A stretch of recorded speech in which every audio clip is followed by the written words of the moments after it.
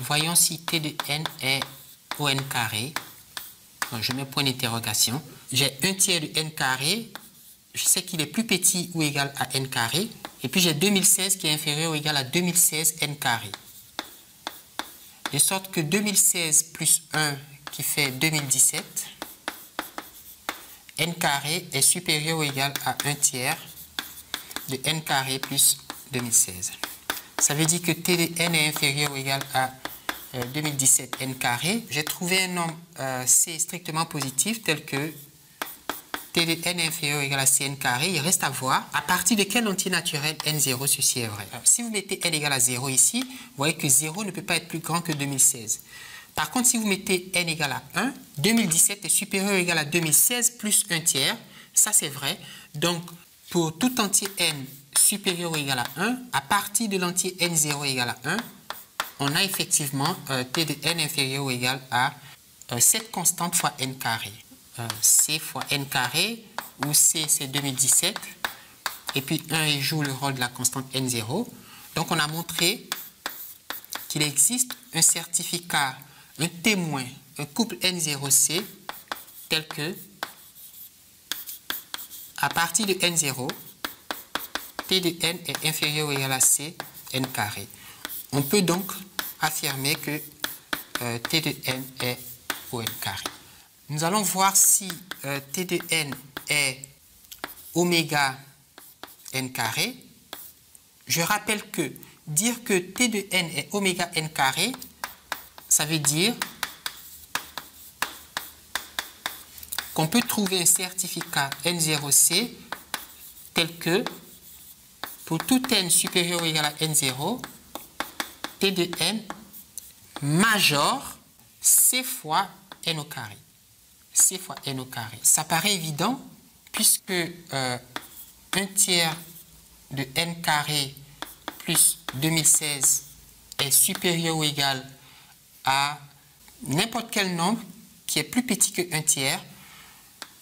Par exemple, 1 cinquième de n carré.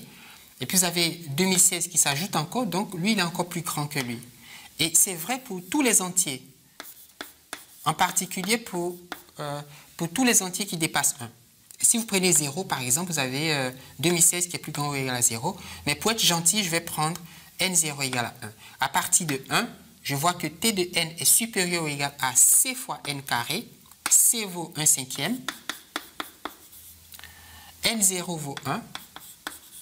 Donc, oui, t de n est oméga n carré. Vous avez t de n qui vaut 1 tiers de n carré plus 2016, qui est à la fois au n carré, et puis oméga n carré est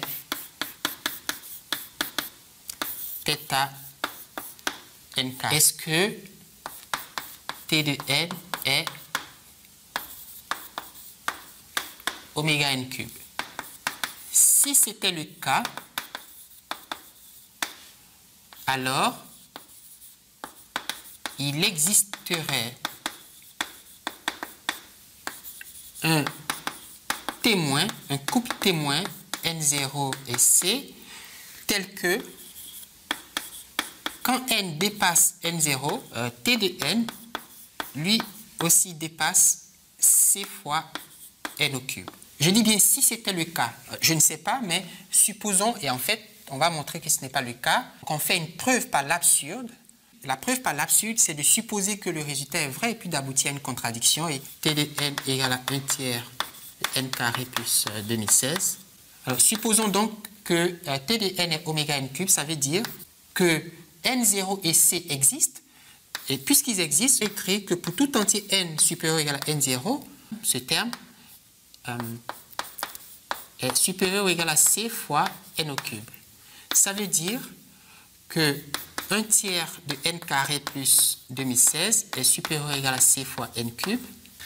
Mais comme vous savez que 1 tiers de n carré plus 2016 n carré est plus grand que 1 tiers de n carré plus 2016, on peut aussi écrire que 1 tiers de n carré plus 2016 n carré est supérieur ou égal à c fois n cube. parce que ce terme est supérieur à ce terme, et comme lui, il est plus grand que lui, par transitivité, lui, il dépasse lui.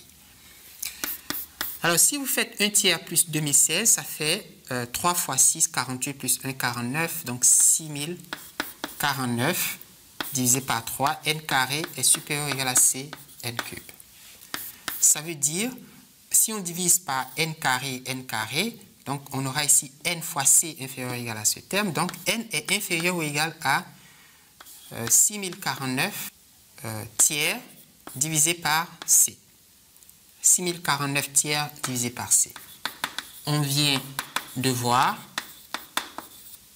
que si t de n était oméga n3, alors le couple témoin n0 et c qui existe ou qui existerait, pour ce couple témoin, on aurait que pour tout entier n plus grand ou égal à n0, n serait inférieur ou égal à 6049 tiers sur c. Il faut qu'on ait toujours ça si t de n est oméga n3. Et c'est là qu'apparaît la contradiction. Je peux trouver un entier qui est plus grand que n0 et qui détruit cette condition, c'est-à-dire qui est aussi plus grand que 6049 tiers sur c. Il me suffit de produire un contre-exemple, c'est-à-dire un nombre entier qui satisfait ça, mais qui ne satisfait pas ça. Prenez n1 égale au plus grand entre n0 et puis 6049 tiers divisé par c. n1 comme le maximum entre n0 et puis 6049 tiers sur c. Donc, je dis ici, on choisit n1. Le maximum, c'est un nombre. Vous allez dire, mais ce n'est pas forcément un entier puisque lui, c'est une fraction. Très bien. Au lieu de prendre le maximum, je vais prendre la partie entière du maximum. Comme ça, on a un entier. Donc, vous prenez la partie entière du maximum de ces deux nombres pour avoir un entier.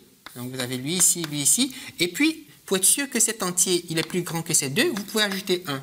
Prenez n0 égale à 3, par exemple, et puis c égale à 10. Vous affirmez que t de n est oméga n cube et vous me produisez ce certificat, ce témoin. Voilà ce que je fais. Je fais 6049 divisé par 3 divisé par 10. Alors, 6049 sur 3 sur 10, ça fait 6049 divisé par 30. Et je prends le maximum entre 3 et puis 6049 sur 30 qui est manifestement égal à lui. Donc, le plus grand entre lui et lui, c'est lui. Alors, lui, ce n'est pas un entier, c'est une fraction. Je prends sa partie entière. Et pour être sûr que cette partie entière est plus grande que lui et lui, j'ajoute 1. Donc, n1, ce serait la partie entière de 6049 sur 30 plus 1. Moi, je viens de trouver un entier qui est plus grand que n0, mais qui est aussi plus grand que 6049 tiers sur c. C'est donc une contradiction. Il faut donc conclure que t de n n'est pas oméga n3. Alors, ce t de n, je le rappelle, c'est 1 tiers de n carré plus 2016. On a vu qu'il est O n carré et donc il est θ n carré. Mais comme t de n n'est pas oméga n3, il ne peut pas être θ n3. S'il était θ n3, ça se saurait puisqu'on aurait au moins qu'il est oméga n3.